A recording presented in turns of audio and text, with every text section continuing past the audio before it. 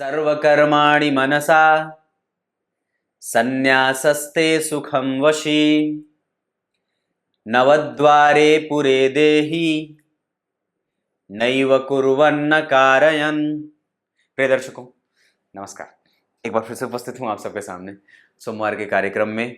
आज महादशा के ग्रह के साथ एक और अंतरदशा के ग्रह के अधिपति, ये महादशानाथ और भुक्तिनाथ इन्हें कहा जाता है कि जो ग्रह आपकी कुंडली में महादशा में है और जो ग्रह अंतरदशा में है उनके संबंध कैसे होंगे, इसको आज समझने का प्रयास करेंगे। तो बन के रहिएगा, कार्यक्रम के अंतिम हिस्से तक कहीं नहीं जाना है, बिल्कुल उपस्थित हैं। कार्यक्रम के आरंभ में बोले कष्टों का अर्थ भी बताने वाला हूं। शुरू करते हैं आज का कार्यक्रम।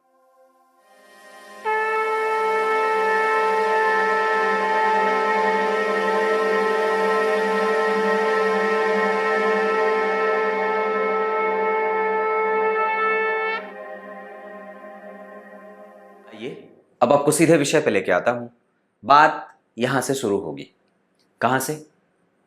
ध्यान से समझिए, आपकी कुंडली में जिस भी ग्रह की दशा चल रही है, इस दशा को अगर हम समझने का प्रयास करेंगे तो इस आधार पर समझने का प्रयास करेंगे कि महादशा का जो अधिपति है और अंतरदशा का जो अधिपति है, इनका संबंध कैसा बन रहा है। इनका संबंध कैसा बन रहा है। तो आपको करना यह है कि आपकी कुंडली में या अभी वर्तमान में जिस भी ग्रह की दशा आपके ऊपर से चल रही है, महादशा, आप उसको लग्न कुंडली बना लो, उसकी स्थिति को लग्न में स्थापित कर दो।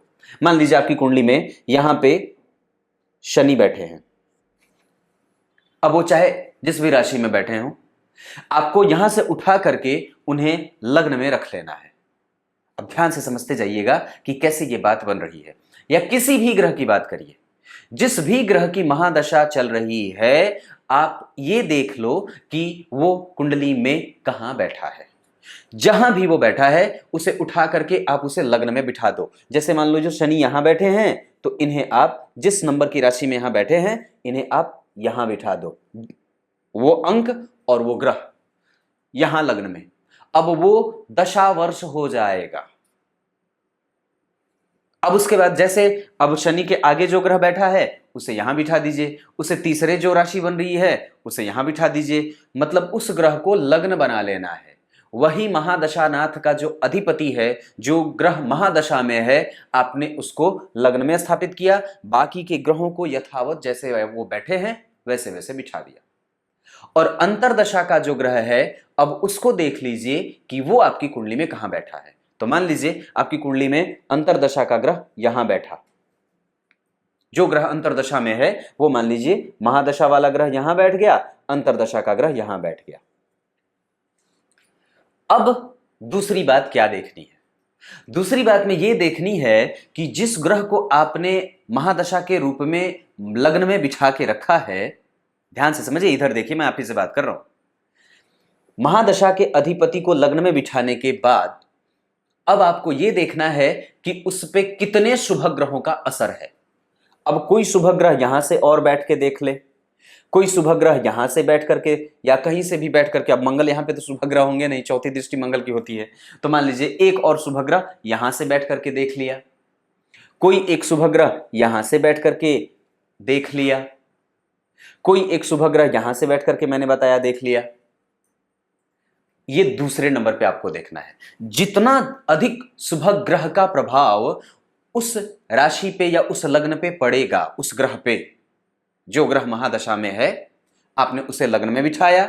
जैसे जैसे ग्रह बैठे हैं वैसे वैसे उन्हें बिठा दिया और उसके बाद यह देख लिया कि उस पे और अन्य कितने शुभ ग्रहों का प्रभाव है। अब दूसरे के बाद तीसरे नंबर पे क्या देखना है कि जो ग्रह आपकी कुंडली में अंतरदशा में है ना, जो ग्रह अंतरदशा में है, वो उस ग्रह से जो महादशा में एक्टिव है उससे कहां बैठा है। यह तीसरे नंबर पे चेक करना है। ध्यान से समझिएगा, यह तीसरे नंबर पे चेक करने की बात है कि आपकी कुंडली में जो ग्रह अंतरदशा में है, जिसे भुक्तिनाथ कहा जाता है, वो कहां बैठा है। अगर वो यहां बैठा है, अगर वो यहां बैठा है, अगर वो यहां बैठा है, अगर वो यहां बैठा है, अगर वो यहां बैठा है, अगर वो यहां बैठा है, अगर वो यहां बैठा है, अगर वो यहां बैठा है, मान लीजिए महादशा का ग्रह यहां बिठा दिया और अंतरदशा का ग्रह या तो यहां बैठ गया या यहां या यहां या फिर पंचम या फिर सप्तम या फिर नवम या फिर दशम या फिर एकादश में। ध्यान रहे वो अंतरदशा का जो ग्रह है वो यहां नहीं बैठना चाहिए, यहां नहीं बैठना चाहिए, यहां नहीं बैठना चाहिए। और बाकी के अगर अन्य भावों में वो बैठा है तो उस ग्रह की महादशा में जिस ग्रह की अंतरदशा चलेगी वो दशा अच्छी जाती है। एक तो सबसे पहले आपने उसको लग्न बना करके उसकी लग्न कुंडली बना ली, उसके बाद उस पर यह देखा कि उस पर कितने शुभ ग्रहों का असर है, और तीसरे नंबर पे क्या देखना है कि जो अंतरदशा का ग्रह है वो महादशा वाले ग्रह से जहां आपने उसको बिठाया है लग्न में उससे कौन से भाव में जा रहा है, वो कौन से भाव में फॉल कर रहे हैं। मतलब वो अंतरदशा का ग्रह जो है वो महादशा के ग्रह से कहां जाकर के बैठा है। अगर छठे बैठा तो कमजोर, परिस्थिति बिगड़ेंगी, अगर आठवें बैठा तो कष्टदायक, और 12 में तो व्ययात्मक। बस इतनी सी बात है। ये अद्भुत है। हालांकि इस पे मैंने पहले भी कार्यक्रम बना रखा था, पर फिर भी सोचा कि इसको एक बार ऐसे बता दूंगा तो आपको और भी अन्य अच्छे तरीके से ये बात समझ में आ जाएगी। अंतरदशा के अधिपति का जो प्रभाव होता है वो महादशा के अधिपति से निम्न होता है, कम होता है। बस आप यूं सोच लो कि आपके बाद जो पहला घेरा होता है वो महादशा का है, दूसरा घेरा जो है वो अंतरदशा के अधिपति का होता है, तीसरी जो परिधि बनती है वो प्रत्यंतर के ग्रह की बनती है। जैसे जैसे उनकी दूरी बढ़ती जाती है वैसे वैसे उनका प्रभाव कम होता जाता है। महादशा अगर आप ये रहे तो महादशा ये रही, अगर आप ये रहे तो महादशा अंतरदशा ये रही, प्रत्यंतर ये रही। बस यही बात है। वो बढ़ रहा है और ऐसे ही वो आपको प्रभावित भी कर रहा है। प्रभाव महादशा का ज्यादा और बृहद होता है, प्रभाव अंतरदशा का कम और थोड़ा कम होता है, प्रत्यंतर दशा का प्रभाव थोड़ा और कम और थोड़े और कम के लिए होता है। बस इतनी सी बात है, सोचा आपको बता दूं। अब कार्यक्रम के आरंभ में बोलेगा श्लोक का अर्थ बता देता हूं। गीता जी के 5वें अध्याय के 13वें श्लोक में भगवान ने बात कही है।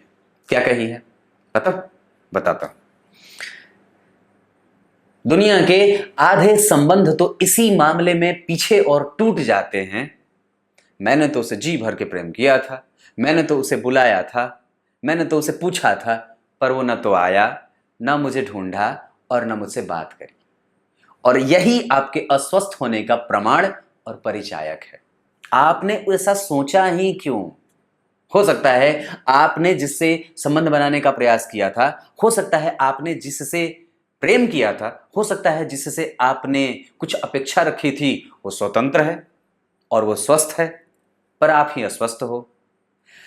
तो इस बात को हमेशा ही याद रखना चाहिए कि व्यक्ति वही स्वस्थ होता है जो किसी भी प्रकार से अप्रभावित रखे। वो प्रभावित नहीं है। मैसेज मिला तो ठीक है, नहीं मिला तो कर दिया। आपने अपना काम कितनी ईमानदारी से किया था। कर्म का सिद्धांत यही कहता है। वो कर्म और कर्म कराने वाले प्रणेता के ऊपर निर्भर करता है कि उसे देगा या नहीं देगा। वस्तुतः अगर आपने किए हैं तो वो इधर उधर नहीं जाना है, लेकिन जैसे ही आप सोच लोगे तो आपका कर्म अधूरा रह जाएगा और वो पाप का कारण बन जाएगा। पाप मूलतया कुछ और होता ही नहीं है। पाप मूलतया यही होता है कि आपने जो काम किए थे उससे कुछ अपेक्षा रख ली थी फल के प्राप्त होने का।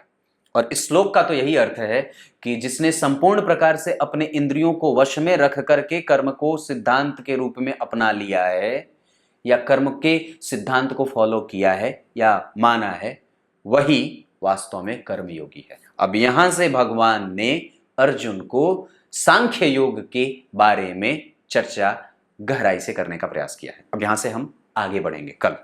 तब तक के लिए इजाजत दीजिए। याद रखिएगा, सूर्य के क्षितिज पर चमक जाने के मात्र से ही हमारे दिनचर्या का आरंभ हो जाता है। उसने कभी हमें बताया नहीं है, लेकिन यह बात बड़ी गंभीर है कि वो सिर्फ उसका आना ही आपको ये बात बता देता है कि कब कौन सा काम करना है, वरना हम अगर रात में जाग रहे और दिन में सो रहे हैं, इसका मतलब क्या होता है? वो नियम नहीं है, परंतु फिर भी वो बना है कि सूर्य की उपस्थिति में ही हमें अपने नित्य और नैमित्तिक कर्म करने हैं। वस्तुतः रात्रि तो सोने के लिए बनाई गई है। तब तक के लिए इजाजत दीजिए, कल एक बार फिर से उपस्थित होंगे आप सबके सामने। तब तक के लिए बहुत बहुत नमस्कार।